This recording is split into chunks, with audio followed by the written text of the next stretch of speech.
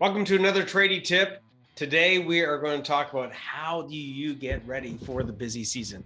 I mean, it's approaching, here in Canada, soon the snow is going to be going away. In North America, soon the snow is going to be going away, or the cold's going to be going away, and we're going to be in summer.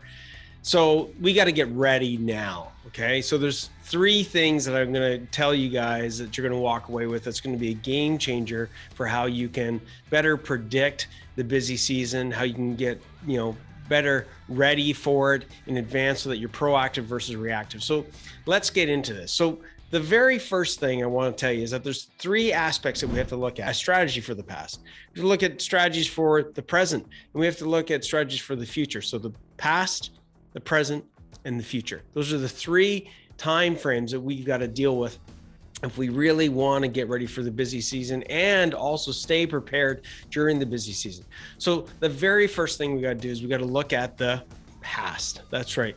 And how do we do that? We use our numbers, we use our financials to know how busy were things back when it was busy. Not only that, looking at our financials, our profit and loss statement, and breaking it out month by month by month over a 12-month cycle is going to give you literally a cycle. It's going to give you almost like a sine wave, right? It's going to tell you when did things start really starting to pick up.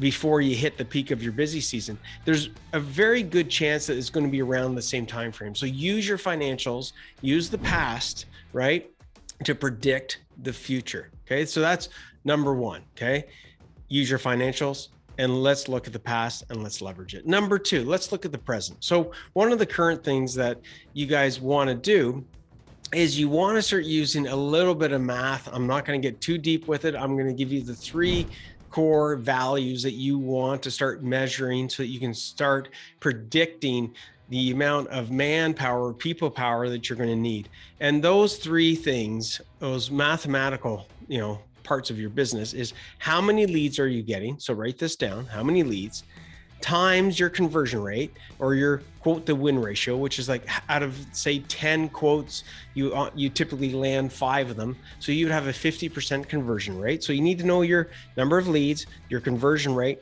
and you need to know your average job size.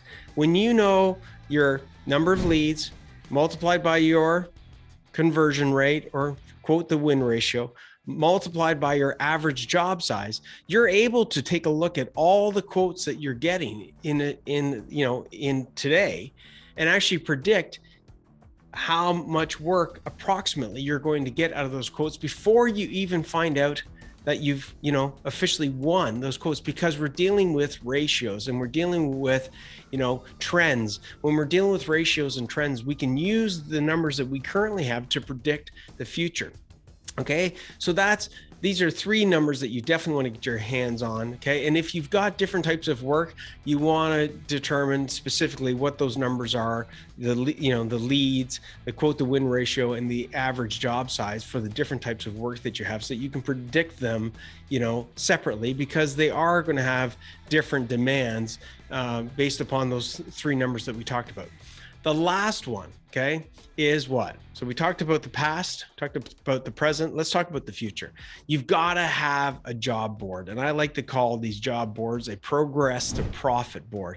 We want to have a board up on the wall. That could be, using a TV screen with a spreadsheet, or it could be just a whiteboard. A lot of our champion CEOs just use a whiteboard to get started. And you want to list out all the work that has been awarded to you. And you want to put the start dates, okay? You want to put what phase that they're at. Maybe they're at, if we're looking at something electrical, there's typically a rough-in phase, there's a finishing phase, and there's a final phase. Okay, we want to have all those phases up on the board. We also want to know how much people power is needed for each one of those jobs. That's going to allow us to get a handle of how much work that we've currently got on the books.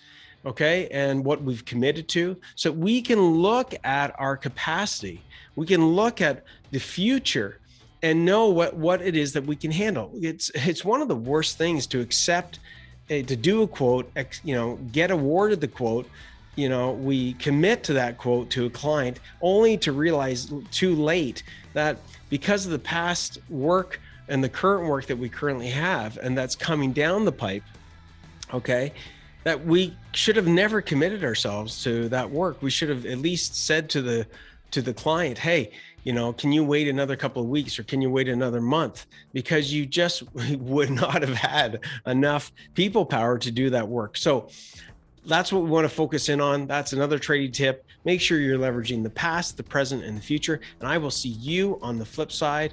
Take these strategies, apply them to your business, get control of the busy season before you get too busy and out of control. Be proactive, and I'll see you on the next trading tip.